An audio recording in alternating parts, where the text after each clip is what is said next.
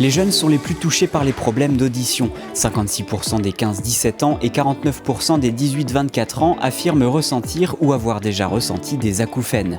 Un phénomène causé par des expositions sonores trop élevées lors de concerts ou avec un casque audio. La plupart du temps, ces bourdonnements disparaissent spontanément, mais peuvent chez certains persister, voire s'accompagner d'une perte auditive. Le constat est aujourd'hui inquiétant. 10% des jeunes de moins de 25 ans présentent déjà un audiogramme pathologique, selon une étude réalisée par l'ANSES.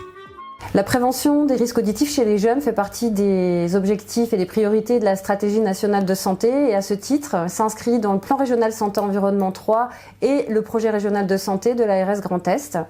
L'ARS soutient donc les opérateurs de musique actuelle de la région pour mettre en place des actions de prévention en milieu scolaire, école primaire, collège et lycée, sous la forme d'ateliers en classe ou de concerts pédagogiques, afin de sensibiliser les jeunes au bon comportement à adopter vis-à-vis de l'écoute et la pratique de musique amplifiée.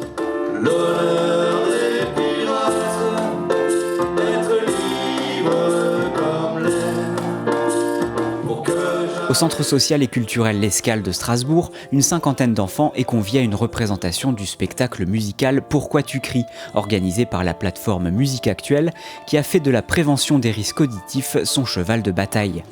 Pendant ce concert pédagogique, créé par 2 membres du groupe Whipper Circus, les musiciens présentent différents instruments et évoquent avec humour, entre les chansons de leur composition, les questions de santé liées à l'audition. Le message principal, c'est ça. C'est que la musique et la musique actuelle notamment, souvent est montrée du doigt parce qu'on se dit risque auditif égale musique actuelle parce que tout le monde écoute trop fort. Ce qui est complètement faux. La problématique, elle n'est pas d'écouter trop fort. Ça fait du bien des fois d'avoir du gros son, de sentir tout notre corps qui vibre, c'est important et ça donne des émotions qu'on peut pas avoir. Par contre, il faut faire attention, il faut savoir écouter son corps, il faut savoir se reposer pour que les oreilles ne s'abîment pas, notamment les cils vibratoires qui, eux, quand ils sont détruits à tout jamais, on ne peut rien faire, on ne peut pas les opérer, on ne peut rien faire de plus, donc on a une carence auditive toute notre vie. Alors on peut sortir, tu as raison, on peut faire une pause aussi en s'éloignant un peu du son. Je pense que des fois ils doivent se sentir fatigués eux-mêmes, comme par exemple pendant la récréation, il y a un volume sonore incroyable, c'est je ne sais plus combien de décibels, presque autant qu'un concert des fois, et ils ne se rendent pas compte que justement c'est ce qui les fatigue, ils se sentent fatigués, mais c'est une fatigue auditive. Plutôt on a l'info, mieux c'est. Si ça se répare plus, on aura des difficultés dans la vie. On peut mettre des bouchons d'oreilles, des casques, s'éloigner un peu, arrêter de faire ce qu'on est en train de faire, 1 minute de calme. Pendant un concert, il est donc important d'adopter les bons réflexes pour préserver sa santé auditive.